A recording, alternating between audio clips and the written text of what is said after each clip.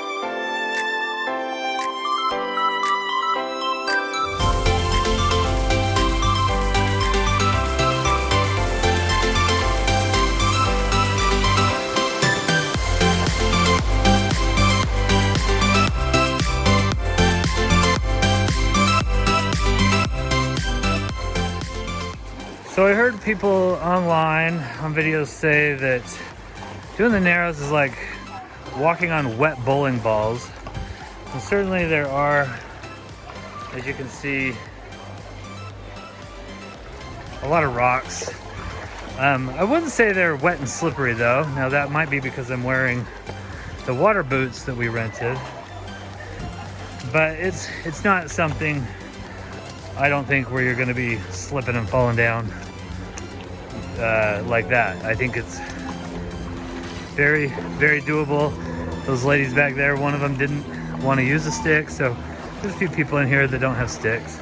Okay, we got about almost waist deep water here. The water is cold. It's not freezing cold. I thought it would be actually colder than it is, but it is chilly.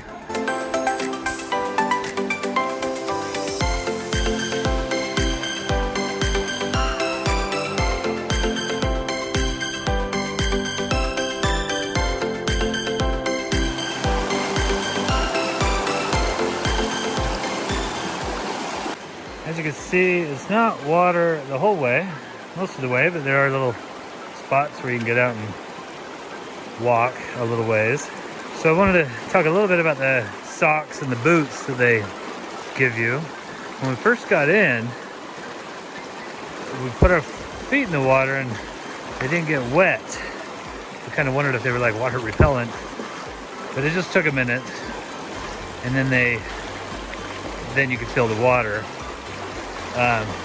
So you do feel the water squishing around in your socks and boots a little bit. Not a big deal, of course. And then I can't compare it obviously to walking with regular shoes, but I wouldn't try it. I wouldn't try walking with, your regular shoes. I would definitely rent the water boots and the socks for traction and for comfort.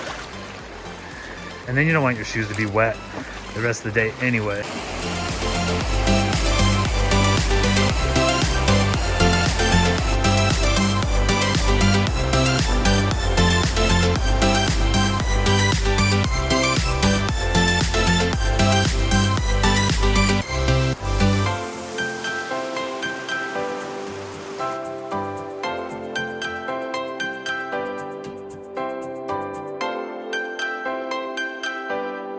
We're laughing because everybody on the shuttle is falling asleep.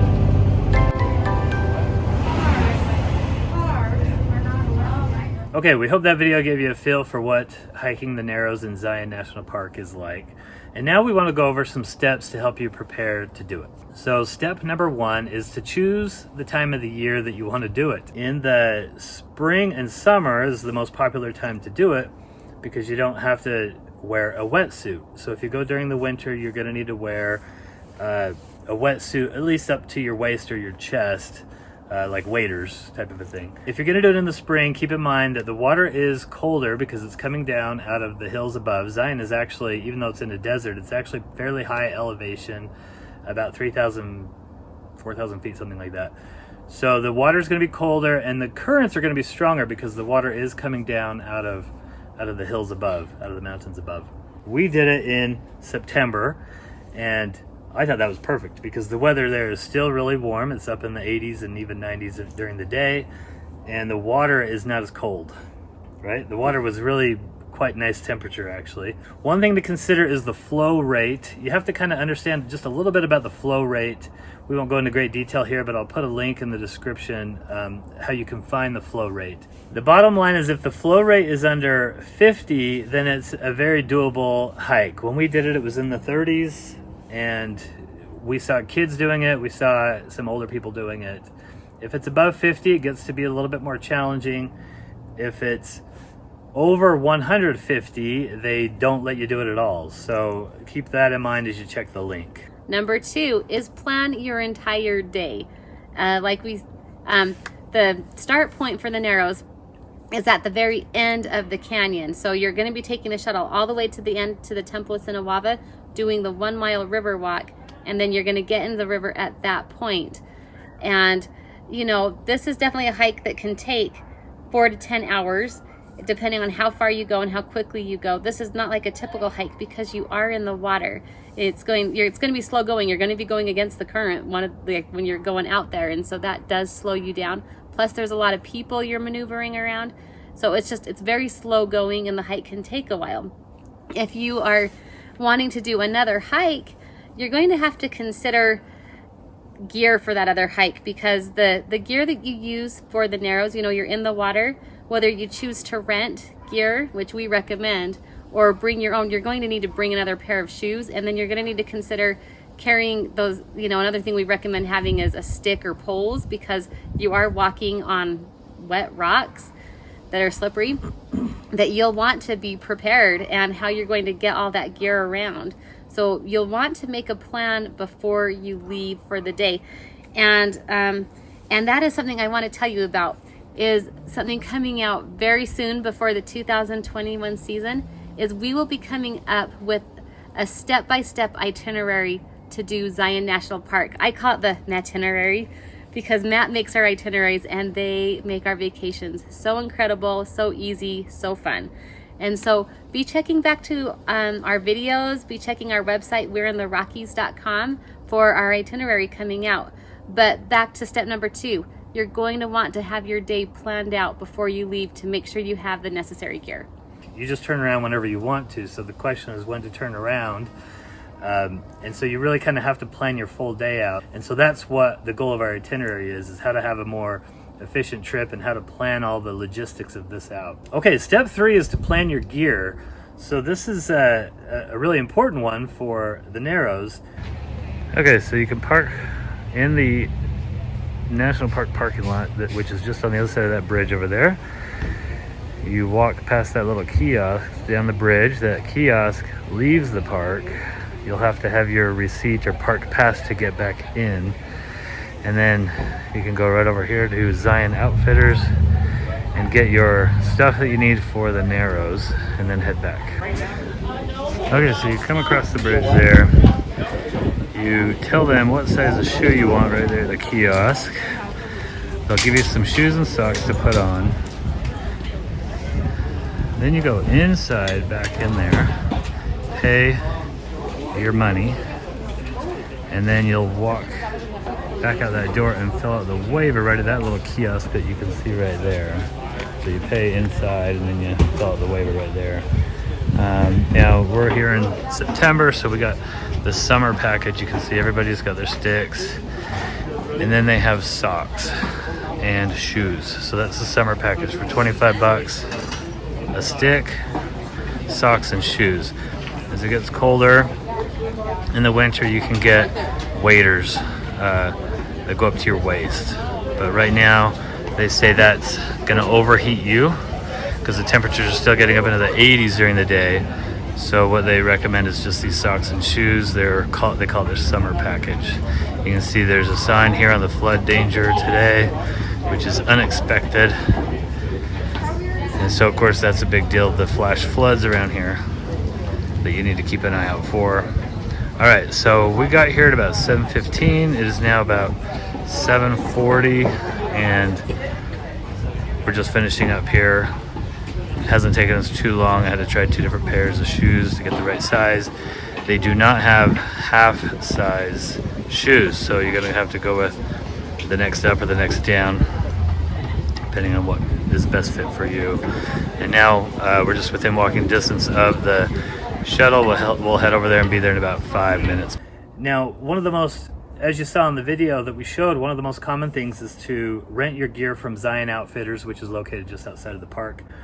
And you can do that for 25 bucks for the summer package. I'm not sure how much the winter package is. But you are going to need a backpack, and a backpack that will, again, carry your gear throughout the day. And so it needs to be big enough to carry shoes and all that. And with that, you need to have a dry bag in there because you're going to be carrying, well, first of all, you might trip in the river. And I did, actually. I'm fairly sure-footed, but I tripped and I dropped my phone in the river. I had my phone in my pocket. I was taking video and photos with it and all that, and I dropped it in the river. And so a dry bag for your backpack will come in handy so that you can put your stuff in there. And then I think when you're done with the hike, if you're going to put your wet gear in there, your shoes and socks, you'd want to put it in the dry bag for the rest of the day so it doesn't get you all wet. And I wanted to point out that the canyoneering boots that you rent, those are great to hike the Narrows in, and they're fine to walk on that 1 mile river walk out to the Narrows where you get in the river, but they are not boots you'd want to wear around everywhere else. They are like, the neoprene socks are designed to keep your feet warm, so your feet would burn up if you wore those around other places. So plan on having a change of shoes. That's why we say plan your day. Shoes and socks, because if you're doing anything else besides the Narrows, you're going to need a whole different set of footwear.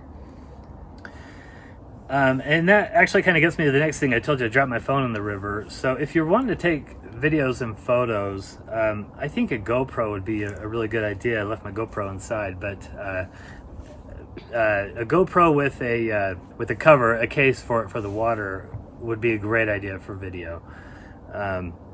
Okay, and then also trekking poles. You can rent the pole. You can rent one pole from Zion Outfitters as part of that $25 package, but we saw many people with their own poles, with their own sticks. I've determined there's 3 types of hikers on the Narrows. The noobs, Which is us today. Which is us, who rent our gear. We got one pole, we got the water shoes and all that, one pole. There are the experts, which bring 2 poles, like that guy right over there. He's prepared. Look at that. He's got 2 poles. He's done this. Okay, then there's Go ahead. the people who are savage. No pole. No. 9:30. No pole, no boots. Just like that guy right there. Yeah, they're just going for it. We're just doing this. And I think you definitely want a pole. My opinion is you definitely want a stick. And 1 was fine for us, but I do think 2 could be nice, especially if I was carrying a baby on my back. If I had a little child, like I saw a few people. Yeah, it's a real trick with like the backpack. You know, we mentioned the backpack needed to be big enough to fit your additional shoes in, but your water, you know, a Camelback is a great system because you can just drink while you're going along. But either way, you know, you're gonna want to carry some water in there too. But the whole point is to keep your hands free besides holding onto those poles or stick, because you need your hands to help navigate through there.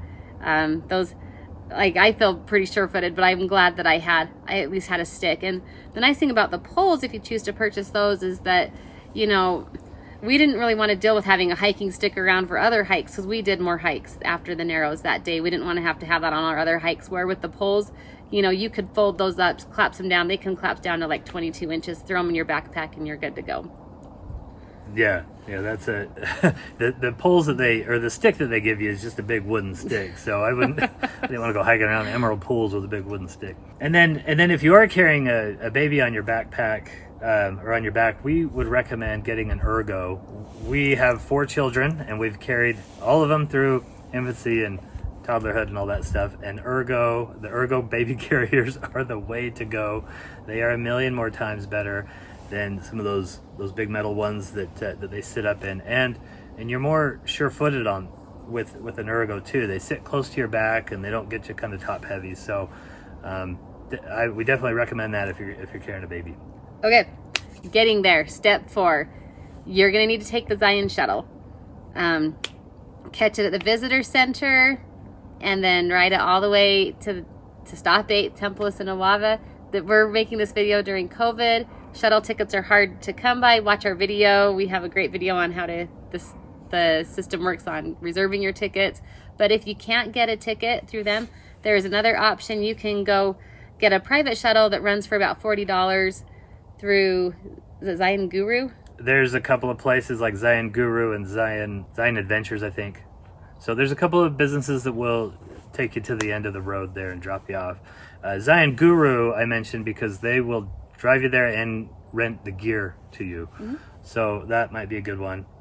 Okay, step 5 is to go before you go. At the Temple of Sinawava stop, number 8, there's a restroom there. And you should use the restroom before you go on the hike, because the hike is, as Cheryl mentioned, it's quite a long hike, depending on how far you go. And a lot of people have to use the restroom on the hike. And there's no privacy.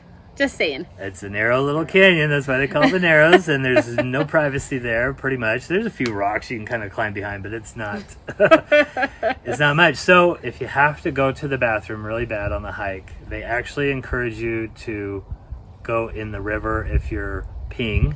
Okay, to get in the river waist high.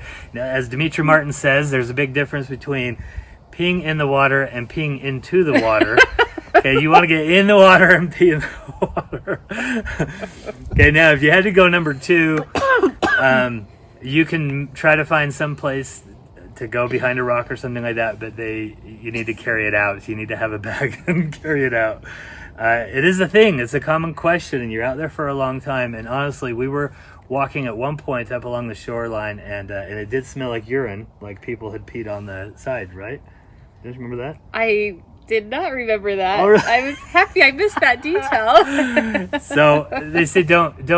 I mean, if you're gonna pee in the river, because otherwise it'll stench up the canyon if everybody's peeing outside. So these are the logistical, frequently asked questions that we are trying to deliver here on this channel. Okay, tips and frequently asked questions. So, when to turn around?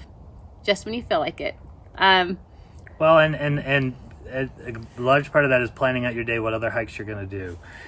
And how wet you want to get. You know, like when we went, after not that long, it was up to like chest level. Mm-hmm. And we decided that was not something we wanted to do. So, and that's kind of where I say, you know, most people can do this. Most people can do this because it's not like there's an end you have to get to. I think there is kind of like a waterfall area, but you don't have to get to that. Just go do what you're comfortable doing. Yeah, there's a few landmarks. If you go up, you'll run into a little fork in the road, and the canyon goes up called Orderville Canyon. Some people like to scramble up there for a little ways and then turn around. They call it Wall Street right there. And so you can continue straight on the main canyon there, and eventually you'll have to turn around at a place called Big Spring, I believe it's called. That's quite a ways out, but that's another possible turnaround point. Honestly, for us, I think we went about 2 miles out, I believe. Mm-hmm. And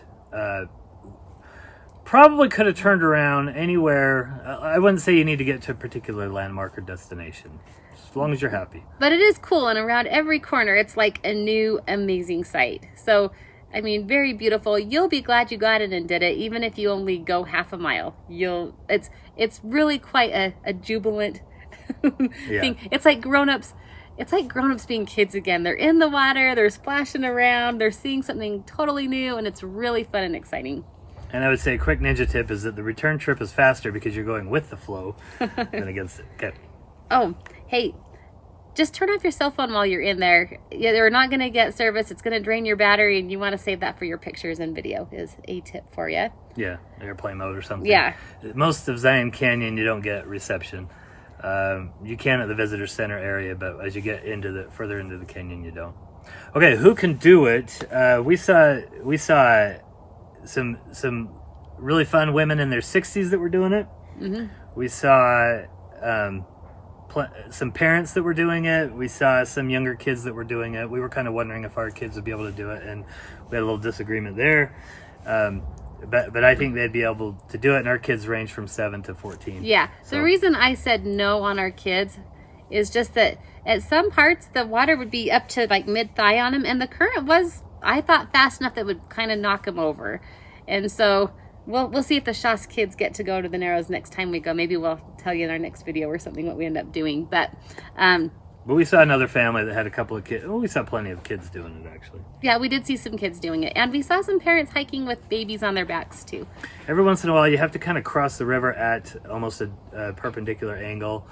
And so that, in those spots, you might want to hold their hands or something like that. Okay. Maybe clothing. It gets a little cooler in the canyon. As you get in there, you're in this really deep canyon. It's about 2,000 feet high walls and only 50 to 60 feet across at a lot of points, so it does get kind of chilly in there. Yeah, it's colder there than it is everywhere else, and so you see a lot of people that are like wearing jackets and sweatshirts in there.